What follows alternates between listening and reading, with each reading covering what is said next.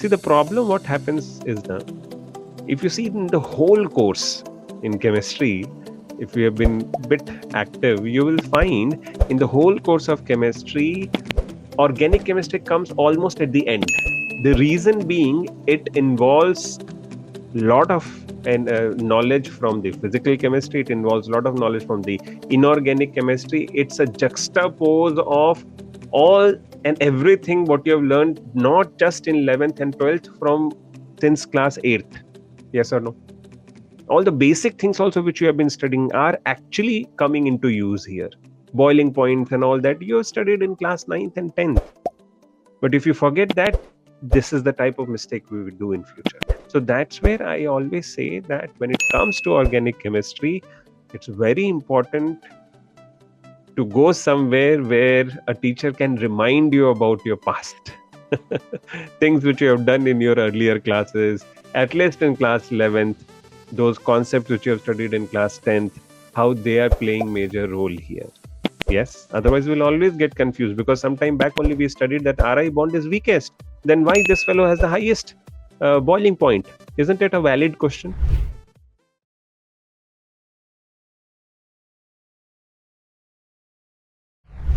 Lower members, they are gaseous at room temperature, correct? Especially fluorides, chlorides, all of them, correct? Some of the bromides also, methyl bromide. But when it comes to iodide and members up to C18, they all are sweet smelling liquids. Are we clear? Similarly, they have higher boiling point compared to the other parent alkanes. Why? Because in case of alkanes, there is no what do you call that? Dipole, permanent dipole attraction. Here, at least permanent dipole is present. But that's the reason, correct? There is greater intermolecular force of attraction. That means you'll have to supply greater amount of energy to boil it. That's where we see that boiling point will be higher compared to parent alkanes. And among themselves, obviously, which bond is the alkyl fluorides can easily, because the smallest in shape, so you'll have to supply less energy.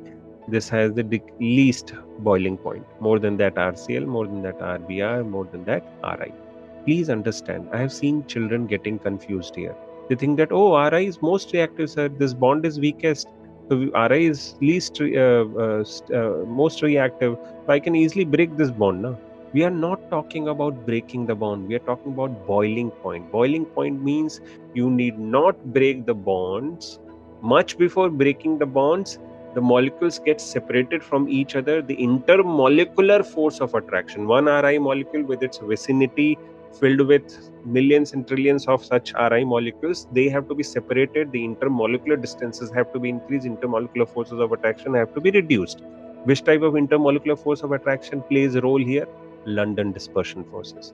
The greater the size, the greater the exposed surface area, the greater the London dispersion forces. Yes or no? Hence, you will have to supply greater amount of energy to separate them. That means greater boiling point. Nice and easy. See, the problem what happens is that if you see in the whole course in chemistry, if you have been bit active, you will find in the whole course of chemistry, organic chemistry comes almost at the end. The reason being it involves lot of knowledge from the physical chemistry, it involves a lot of knowledge from the inorganic chemistry. It's a juxtapose of all and everything what you have learned, not just in 11th and 12th, from since class 8th. Yes or no? All the basic things also which you have been studying are actually coming into use here. Boiling points and all that you have studied in class 9th and 10th. But if you forget that, this is the type of mistake we will do in future. So that's where I always say that when it comes to organic chemistry, it's very important to go somewhere where a teacher can remind you about your past. Things which you have done in your earlier classes, at least in class 11th, those concepts which you have studied in class 10th, how they are playing major role here. Yes, otherwise we'll always get confused, because sometime back only we studied that Ri bond is weakest. Then why this fellow has the highest boiling point? Isn't it a valid question? Yes. So now I hope you understand what is organic chemistry and how important it is. It's actually the application of everything what you have learned so far. Yes. And that's where it is interesting, provided we are very systematic in our approach. That's all. We just have to be systematic. If you've forgotten something, let's brush that up. And certainly we need help. We need some teachers who can actually help us, especially in organic chemistry. Other things still can be managed. Okay. So among the all the isomeric RXs, alkyl halides, the decreasing boiling point order, if you find the same way here, you tell me the primary fellows, the longest the chain is, straight chain is, the more the exposed surface area, correct? The less compact they are. If it is secondary chain, they become more compact. If it is tertiary chain, they become all the more compact, correct? Lesser exposed surface area. And lesser the exposed surface area, lesser will be the London dispersion forces. And that's where boiling point gets affected. Nice and easy. Good. Fine. Now, when it comes to RF and RCl, what do we know? They are lighter than water. But RBr and RI, they are heavier than water. This is another interesting thing. The top two fellows, alkyl halides, they are lighter than water, and the bottom two, bromides and iodides, alkyl bromides and alkyl iodides, they are heavier than water. Remember this also. Yes, the decreasing order of density is same from bottom to top. Good. Highest density, heavier than water. This is also heavier than water. Water will come somewhere here. These two fellows are lighter than water and lesser in density than these two. Nice. Alkyl halides are polar covalent. Obviously, there is a permanent dipole present here. Correct? But in spite of that, in spite of being polar covalent, and water also is polar covalent, in spite of that, they are insoluble in water. Do you know why? Do you know why? Because they cannot form hydrogen bonds other than RF. Other than RF, correct? Yes, even RF avoids, correct? But other than that, because rather than forming a hydrogen bond, it tends to react, correct? So, other than RF, RCl, RBr, even RCl to some extent forms hydrogen bonds, but that is also to a very no, it doesn't form hydrogen bonds. When Cl is connected to something like Na plus, then they can get rid of that ionic bond, and then Cl minus gets surrounded by the hydrogen of the water molecule, which is the delta positive end of the water molecule, and then there is a slight weak hydrogen bond forming, but not in case of RF, because this is a covalent bond. Yes, covalent bond is much more stronger than hydrogen bonds. Hydrogen bond is just an intermolecular force of attraction. You can't compromise your covalent bond to form a intermolecular force of attraction. Make sense? Good. Okay. So Ri is least stable and darken in light due to the photolytic reaction here. In fact, photolytic decomposition takes place. Lytic means lysis, means breaking, means decomposing, correct? So Ri breaks, two molecules of them are there.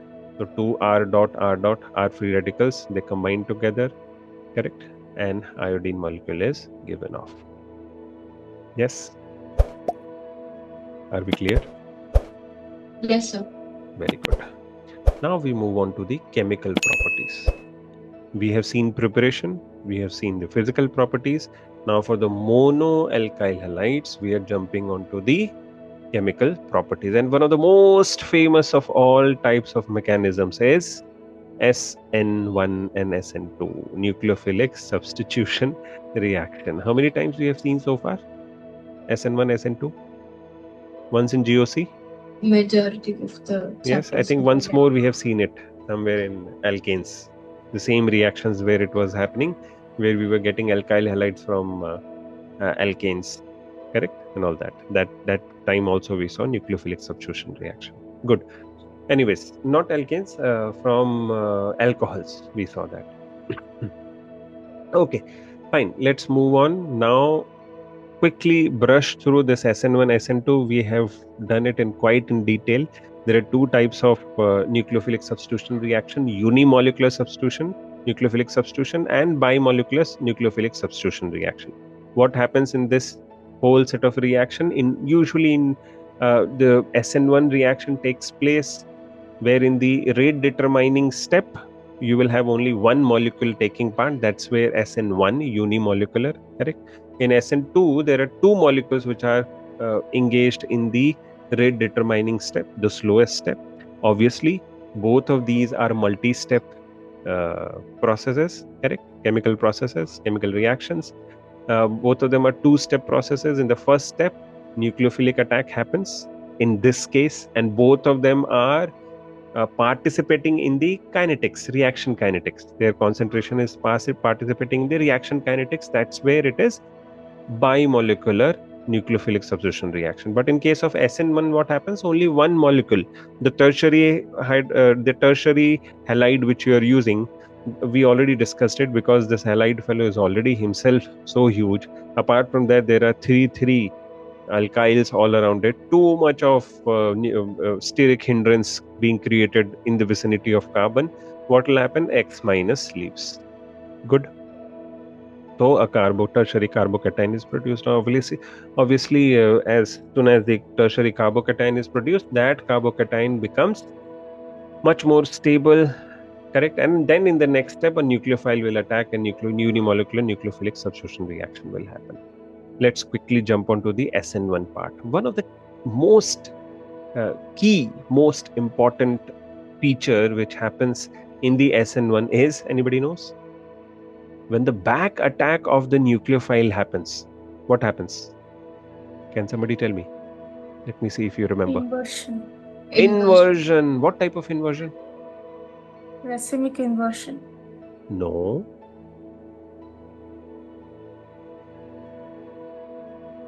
Come on. What type of inversion? DNL inversion. D will change into L. You will not get racemic mixture here. I'm sorry. You will not get racemic mixture here. There will be inversion if your reactant was a, let's say if all four were different fellows, R, R dash, R double dash, and obviously bromine is different. Then this carbon is a, what? This carbon is a, come on, I want to hear from you. Tertiary carbon. This carbon is a, in relation to this, what I'm speaking, all four different Chiral groups. carbon. Chiral carbon. Any other name? Optically active. Asymmetric carbon. Asymmetric carbon. Correct? Chiral carbon, asymmetric carbon, optically active carbon. Good. The point here is, if all these four fellows are different, and when the back attack happens from the other side of a nucleophile, Br minus will leave, but in one of the intermediary stage, you will have a carbon connected to 5 groups. Yes or no? The Yes. incoming nucleophile also, and the leaving group halide also. Yes or no? Correct? Yes. Correct. But that is just an intermediate stage. Correct? Next to that, what will happen? The whole alkyl fellows will switch. It's like your umbrella. You remember umbrella example I gave? Umbrella in a very stormy wind. What happens to umbrella? It completely goes from this to this. Becomes like this. Correct? Flips completely the umbrella because of too much high wind. So exactly same thing happens here. Rather than D, if this fellow was D enantiomer, you will get an L enantiomer. DNL inversion, optical inversion takes place here. Nice. I hope it is clear. That is what is shown here. I want you to go through this. All the other things are discussed here. Now, when it comes to SN1, do you remember we saw some videos also, and there we went in detail and figured out what is the reactivity. Somebody is even more reacting than tertiary halides. Who are those? Allyl halides. Somebody more reactive than allyl halides, also more favorable for SN1. Who is that? Benzyl halide. And why these two fellows are more favorable for SN1? Because what is happening in these two fellows? This is stabilized by hyperconjugation. This is stabilized by hyperconjugation. How about these two fellows? Resonance. And we know that resonance is a much more powerful way of delocalizing pi electrons than hyperconjugation, than inductive effect. Inductive effect very less, and almost negligible delocalization happens. Actually, electrons remain basically between the two atoms only. They only shift among the bond a little bit. Yeah? Are we good? I hope you understood. So reactivity of the SN1 reaction will depend on what? The stability of the carbocation form. And the carbocation form here, if it is a tertiary halide, it is stabilized by 9 alpha hydrogens. That's fine. Because of hyperconjugation, it will be very stable. In this case, 6 alpha hydrogens. In this case, 3 alpha hydrogens. But in case of allyl halides and benzyl halides, what is happening? Resonance is happening. That means that carbocation will be resonance stabilized, hence they will be more reactive. Reactivity order will be more. Are we clear? I hope you remember we have seen all this. Another thing, sometimes if the mixture of reactants which you have taken, correct? Remember, in case of alkyl halides which are optically active in nature, the amount of that reactant which you have taken, the equal amount of product, equimolar product also will form. Is this clear? Yes. So in such cases only racemization is possible. Now you have D also, if your reactant is still remaining, and you have L also formed in the same amount. Is this clear? In such cases only racemization is possible. Acha, what is the key feature of SN2? What happens in SN2?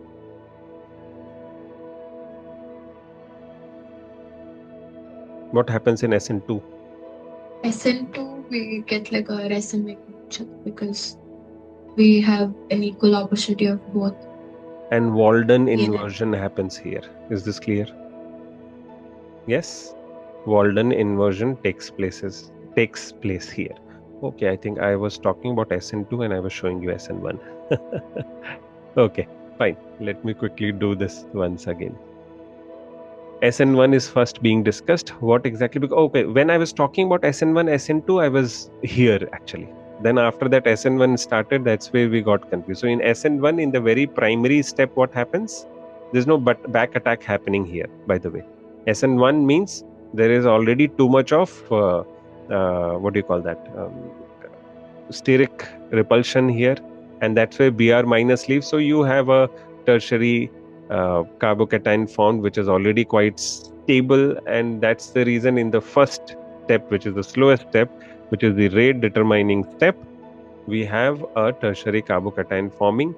Now, because there are chances of attack of the nucleophile, correct? Because this is planar in nature, yes or no? Chances of attack of nucleophile is quite equally probable from both the sides. If it is a plane, either from top or from bottom it can attack, or from left or from right it can attack. Correct? Correct? Because it is a simple plane. This Cl plus is open. Not that it is like a Cl plus is here and it is like a, what do you call, a pyramidal structure. No. It is not pyramidal structure. Each of these bonds are like 120 degrees. It is sp2 hybridized. Yes or no? Yes or no? So it is a planar structure. Now that means nucleophile can attack equally from left or from right. That means from both of the sides, either bottom or top. That's the reason equimolar mixture forms here in case of SN1. Are we good? Yes. So you will have a mirror image, DNL, both forming in equal amounts. That is where racemization is possible in SN1. All this is clear? Now jump back to SN2. In SN2, what happens is the back attack happens, which I was talking about previously. In SN2, when the nucleophile attacks from the back, that means in the very slow step itself, on its own, the halide, the leaving group cannot leave on its own. That's where we need attack of a nucleophile, which causes sufficient repulsion among the groups, steric repulsion among the groups for the Br minus to leave. Are we clear? Correct. But before it leaves, in the intermediate stage, we have a 5-membered ring.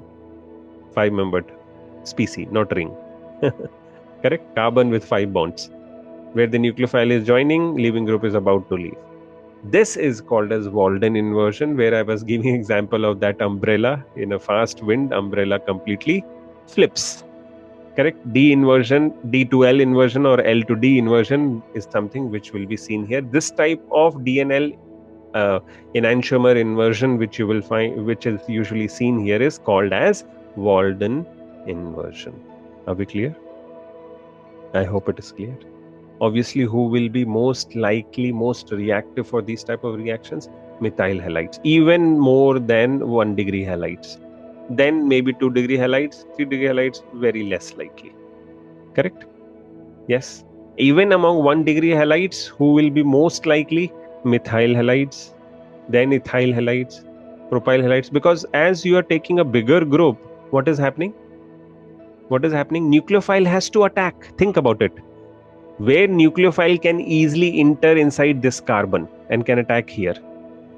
In case where it is only connected to hydrogen, or some place where it is connected to CH3 also. If CH3 is there, steric repulsion has increased. Yes or no? For the nucleophile to come and attack where? For the nucleophile to come and attack on this carbon becomes difficult in such scenarios. Yes or no? Because less. And imagine one more CH3 comes here, all the more difficult. Are you getting my point? Yes? Correct. Even if you keep making the chain longer and longer, they are becoming bulky. So methyl halide has the highest reactivity, then ethyl, propyl, all that. Correct? Are we clear? Yes. Again, let me write down note point here so that you don't forget, because I mistook it and I told you in a different manner in the beginning. Let me first make you write this down. SN1, what takes place? Racemization. Are we clear? SN2, what takes place? Walden inversion or DNL inversion. Are we clear? Why it happens? Racemization can happen in nucleophilic addition also. One reaction is there which you will find later happening in the carbonyl compound groups, where nitrile group comes and attacks, and it has, now what you get is a something like R connected to C double bond O, and this side an R. This is also sp2 hybridized. Yes or no? This is also sp2 hybridized. Now in such scenario, if Cn minus has to attack, this is delta positive and Cn minus is your nucleophile. If he has to get attacked here, he can attack either from this side or from that side, because this is also a planar fellow. Yes or no? Yes or no? In ketone also you will find this interesting reaction. So since he can attack from this side also and he can attack from this side also, moreover, this is not substitution, this is an example of addition. But again, nucleophilic addition only, because this is a nucleophile. So this time nucleophile will get added here. Now the carbon will have one O minus, correct? One R here, one R here, one Cn. Make sense? Nice and easy. Later on H plus will come here. That's another thing. But point is, this is a racemic mixture. DNL both you will get here. Yes or no? And that too equimolar, because there are equal probability of attacks from both the sides. This is totally a case of what? This plus this combining, giving this, is a totally a case of nucleophilic only, but not substitution, addition. Are we clear? We will see this where? In the carbonyl compounds group. Same way here also, racemization happens because of the planar intermediate formation. Our carbocation becomes planar in nature. I hope you remember. Let me take you above once again. This is our carbocation, which becomes planar in nature, and that's where this nucleophile can attack either from both sides. Are we good? Yes. Loud and clear. Any doubt? Very good. I want you to just go through it, read it. Similar things you will find here. Yes. For a given alkyl group, the order of reactivity for both SN1 and SN2, this always remains the same. No changes there. Yes. Nice. Correct. Order of elimination, obviously 3 degree alkyl halides will have the highest, then 2 degree, then only 1 degree. Now, this is very important. Risha, I want you to read this statement. In addition to substitution reaction, alkyl halide also undergo elimination reactions to form alkene with the removal of a molecule of hydrogen halide, dehydrohalogenation.